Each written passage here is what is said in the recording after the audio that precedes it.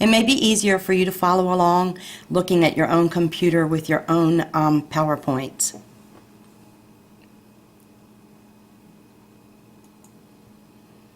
Home care trends. The shift towards home care has many factors. Parental desire, advances in medical technology, desire to improve quality of life, and the cost of care. Lack of nurses increases family caregiver role. We had talked about this a lot in community, and this is basically the type of business that I ran for 15 years. And if you stay in nursing, it's a good possibility that many of you will be working in home care.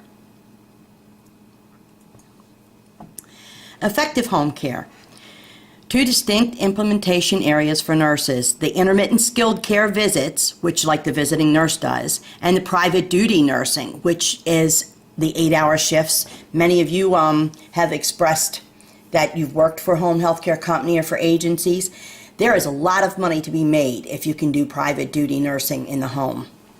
Nursing shortage is a major issue. Increasingly, the family caregivers must provide home care. Caregivers' willingness, ability, and limitations must be considered carefully. Not everybody can do this. Discharge planning and selection of a home health care agency. Discharge planning must begin early. We had always said that discharge begins the day of admission. Multidisciplinary approach. We want to get all the services involved here.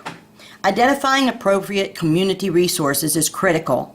Involvement of the family in discharge plans. They should be sitting right there at the table. They need to know all the equipment. They need to know who's going to come in their house, how the situation is going to work, and where they're going to get their follow-up care. Comprehensive written home care instructions. Care coordination. Cost control. It's a big factor with the HMOs and with the insurance companies. Attainment of desired clinical outcomes. Monitoring and evaluation of care provided. To promote the family's role as primary decision makers. Enhance families' functioning. We want them to be as functional as possible. We want to cut the costs down for the HMOs. That's what they're after. And we need to let them feel that they're in charge. This is the big difference between working in a hospital where we are in charge. We tell you when to visit, where to stand, when you can come and go, what you can do and not do. And when you enter a person's home, you are not in charge. That's their domain, and they will control the situation. And you want to empower them too. Family-centered home care.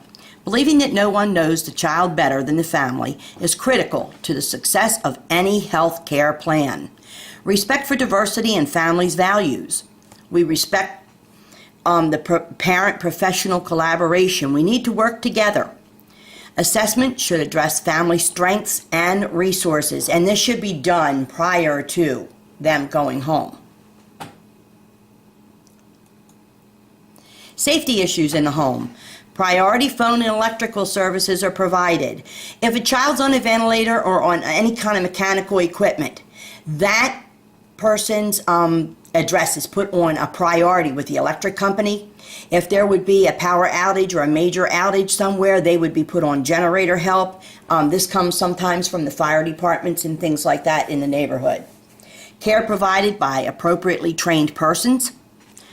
Emergency protocols. Everyone needs to know CPR. All the caregivers and the respiratory and the cardio monitor people, they will come out and teach the CPR. Also, we tell them about their babysitters. If they have to ever leave anyone in charge of their child, they should be also CPR trained. And a lot of the babysitter courses from Red Cross and things like that today include these services. Medications, sharps, hazardous materials, night safety concerns, and transportation. How are we going to get this child, especially if they're on a ventilator with special equipment, to the hospital in an emergency?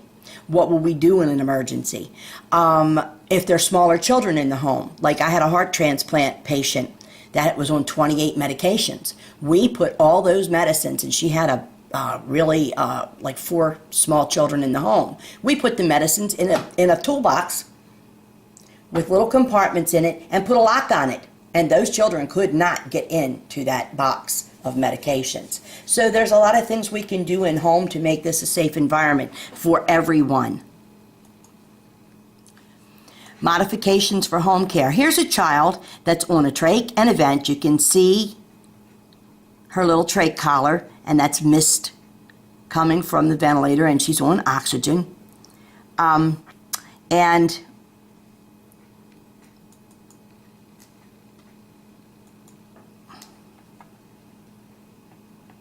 I want to slide this up to show you. Oh, it's not going to work.